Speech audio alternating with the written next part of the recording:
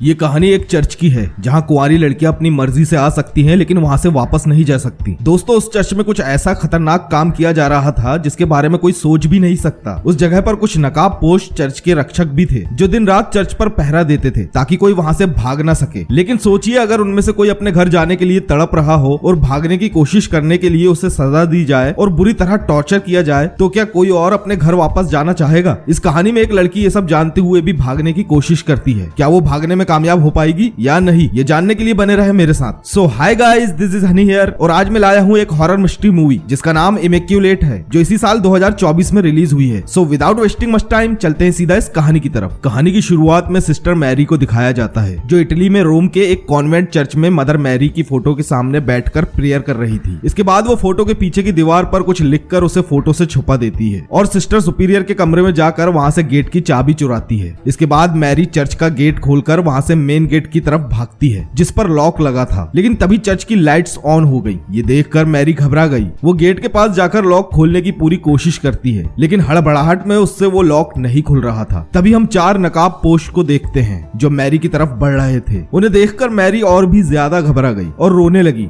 Mary ने gate का lock तो खोल लिया था लेकिन गेट पर एक बड़ी सी चैन भी बंधी हुई थी जिसे खोलने में उसे समय लग रहा था, इसलिए वो गेट की सलाखों के बीच से निकलने की कोशिश करती है। लेकिन तब तक वो चारों नकाबपोश मैरी तक पहुंच गए। उनमें से एक ने मैरी का पैर पकड़ लिया और उन सलाखों के बीच उसका पैर एक झटके में तोड़ दिया। फिर सीन शिफ्ट होता है और हम मैरी को आग जलाते हुए देखते हैं। तब उसने देखा कि वो एक वुडन बॉक्स में बंद है, मतलब उसे जिंदा ही दफना दिया गया। वो मदद के लिए बहुत चिल्लाती है लेकिन कोई भी उसकी मदद नहीं करता और वहीं उसकी मौत हो जाती है। आगे हम सिसिलिया नाम की लड़की को देखते हैं जिसने नन के कपड़े पहने हुए हैं। सिसिलिया कस्टम ऑफिस में वेट कर रही थी क्योंकि एक ऑफिसर उसके सामान की तलाशी ले रहा था। तभी वहाँ दूसरे ऑफिसर ने आकर बताया कि इस लड़की का रिटर्न टिकट बुक नहीं है, मतलब उसे वापस अपने घर नहीं जाना है और न ही उसे इटालियन भाषा आती है। दरअसल सिसिलिया एक अमेरिकन नागरिक है और वो रोम के कॉन्वेंट चर्च में जा रही है। तब ऑफिसर ने कुछ सवाल किए। उन्हें लग रहा था कि सिसिलिया इतनी खूबसूरत है फिर भी उसने नन बनने का फैसला क्यों लिया। तब उसने बताया कि जब वो छोटी थी तब एक बर्फ से जमी झील पर भागते हुए वो उसके अंदर डूब गई थी। उसे जल्दी से हॉस्पिटल ले जाया गया जहाँ डॉक्टर्स ने उसे मृत घोषित कर दिया था। लेकिन तभी एक चमत्कार हुआ और 7 मिनट के बाद सिसिलिया जिंदा हो गई। तब से उसका मानना था कि ईसा मसीह ने किसी काम के लिए उसे दोबारा जन्म दिया और इसलिए उसने अपनी बची हुई जिंदगी ईश्वर के नाम पर समर्पित कर दी। ये सुनकर कस्टम ऑफिसर्स सिसिलिया के डॉक्यूमेंट्स को अप्रूव कर देते हैं। फिर वो जैसे ही कस्टम ऑफिस के बाहर निकली तब वहाँ एक एंजो नाम का आदमी उसे लेने आता है। वो उसे अपनी कार में रोम शहर के बाहर ले जाता है जहाँ मदर मैरी का कॉन्वेंट चर्च है। अंदर जाने के बाद सिस्टर सुपीरियर सिसिलिया के पास आकर इटालियन भाषा में उसका वेलकम करती है लेकिन सिस्टर सुपीरियर की बात उसे समझ नहीं आती। तब सिस्टर सुपीरियर के साथ सिस्टर इजाबेल भी थी जिसे इंग्लिश आती है। वो सिस्टर सुपीरियर की बात ट्रांसलेट करके सिसिलिया को समझाती है। इसके बाद सिस्टर सुपीरियर इजाबेल से सिसिलिया को उसके रूम में ले जाने कहती है लेकिन इजाबेल उसे रूम में ले जाने से मना कर देती है और कहती है कि उसे रात में होने वाली सेरेमनी के लिए तैयार करना होगा। लेकिन सिस्टर सुपीरियर इजाबेल को चिल्लाती है, इसलिए इजाबेल सिसिलिया को अपने साथ ले जाती है। इजाबेल को देखकर लग रहा था कि वो उसके आने से खुश नहीं है। रास्ते में वो उसे बताती है कि उनका चर्च सेंट स्टीवन के कैटाकॉम्ब पर बना हुआ है। दरअसल ईसा मसीह के जमाने में लोग गुफाओं में अपना घर बनाते थे, इसलिए उन गुफाओं को कैटाकॉम्ब कहा जाता है और जो नन बूढ़ी हो चुकी है चर्च में खासकर उनका ध्यान रखा जाता है। सिसिलिया कैटाकॉम्ब के बारे में और भी कुछ जानना चाहती थी। फिर इजाबेल ने बताया कि अब उन्हें वहाँ बिना परमिशन जाना मना है। जब वो दोनों डाइनिंग हॉल से गुजर रही थी तब सिसिलिया ने देखा कि एक नन को लास्ट स्टेज का कैंसर है और वो 1 हफ्ते में मर जाएगी। आगे चलने पर एक बूढ़ी नन आकर इजाबेल को पकड़ लेती है और उससे अपने पिता के बारे में पूछती है। तभी इजाबेल उस बूढ़ी नन को समझाते हुए दूसरे रूम में लेकर गई। आगे इजाबेल सिसिलिया को उसके रूम में लेकर गई जो काफी बड़ा था, जिसके लिए सिसिलिया उसका शुक्रिया अदा करती है। तब इजाबेल ने सिसिलिया से कहा कि रात में होने वाली सेरेमनी से पहले वो चाहे तो अपना फैसला बदलकर अपने घर वापस जा सकती है क्योंकि सेरेमनी के बाद उसे घर जाने की परमिशन नहीं दी जाएगी। लेकिन सिसिलिया ने वहाँ रुकने का पूरा मन बना लिया था, इसलिए वो वापस जाने से मना कर देती है। तब इजाबेल वहाँ से चले गई। इसके बाद सिसिलिया जब टॉयलेट करने जा रही थी तभी उसके रूम में सिस्टर ग्वेन आती है जो उस चर्च में कुछ ही दिन पहले आई थी। वो ऐसे ही घूमते हुए सिसिलिया के कमरे में पहुंच गई। दरअसल ग्वेन वहाँ सबसे छुपकर सिगरेट पीने आई थी। इसके बाद दोनों में दोस्ती हो गई। दोनों अपनी अपनी जिंदगी के बारे में एक दूसरे को बताते हैं। ग्वेन बताती है कि वो पहले जिस चर्च में थी उस चर्च में लोगों ने आना बंद कर दिया था जिसकी वजह से उस चर्च को बंद कर दिया गया। तब फादर टेस्की उसे इस चर्च में लेकर आए। फिर दोपहर में सिसिलिया बाकी नन्स के साथ चर्च के निचले हिस्से में प्रे करने गई। तब वहाँ उसे पहली बार फादर टेस्की मिले क्योंकि उन्होंने ही सिसिलिया को अपने चर्च में आने के लिए इनवाइट किया था। तभी वहाँ चर्च के मेन कार्डिनल आते हैं जिनका नाम फ्रैंको है। फ्रैंको चर्च में होने वाली सेरेमनी शुरू करते हैं। फिर सिसिलिया कार्डिनल फ्रैंको की अंगूठी को चूम कर सेरेमनी पूरी करती है। मतलब अब उस पर चर्च का अधिकार है और वो उनकी परमिशन के बिना चर्च के बाहर नहीं जा सकती। इसके बाद चर्च में खाना होता है। तब फादर टेस्की ने सिसिलिया को वाइन का एक गिलास लाकर दिया। फिर दोनों कुछ देर बात करते हैं, जहां फादर टेस्की ने बताया कि पहले वो बायोलॉजी के प्रोफेसर हुआ करते थे, लेकिन फिर गॉड ने उन्हें सही मार्ग दिखाया और वो इस चर्च में आ गए। फिर फादर टेस्की सिसिलिया से उसकी लाइफ के बारे में पूछते हैं। तब सिसिलिया उन्हें उसी हादसे के बारे में बताती है जब वो बर्फ की झील में डूबकर जम गई थी और उसकी मौत हो गई थी, लेकिन गॉड ने उसे किसी काम को पूरा करने के लिए बचा लिया। लेकिन उसे अब भी उस काम के बारे में नहीं पता जो गॉड उससे करवाना चाहते हैं। इसके बाद जब सिसिलिया बाथरूम जा रही थी तभी उसे रोते हुए प्रेयर करने की आवाजें आई। वो उस आवाज का पीछा करते हुए एक चैपल में गई। तब वो वहाँ एक लेडी को देखती है जो वहाँ लेटकर प्रेयर कर रही थी। फिर सिसिलिया ने उसके पास जाकर चेक किया। तब उसने देखा कि उस लेडी ने अपने चेहरे पर लाल रंग का मास्क लगा रखा है। तभी वहाँ सिस्टर सुपीरियर आ गई। वो सिसिलिया को बताती है कि वो लेडी प्रेयर में पूरी तरह मगन है। इसके बाद सिस्टर सुपीरियर एक बड़ा सा कील उठाती है और बताती है कि ये वही कील है जिसे जीसस को सूली पर लटकाते समय उनके हाथ में गाड़ा गया था। फिर सिस्टर सुपीरियर ने वो कील सिसिलिया के हाथ में दे दिया। तभी सिसिलिया के कानों में कुछ प्रेयर्स की आवाजें सुनाई देने लगी और वो बेहोश हो गई। अगले दिन सिसिलिया पादरी के पास जाकर कन्फेस करती है कि एक रात पहले उसने कुछ ज्यादा वाइन पी ली थी, इसलिए वो बेहोश हो गई। इसके लिए सिसिलिया पादरी से माफी मांगती है, लेकिन वो पादरी उससे कुछ नहीं कहता और बस उसे घूरता रहता है। और तभी वो पादरी अंधेरे में गायब हो गया। तब सिसिलिया कन्फेशन बूथ में पादरी को देख रही थी।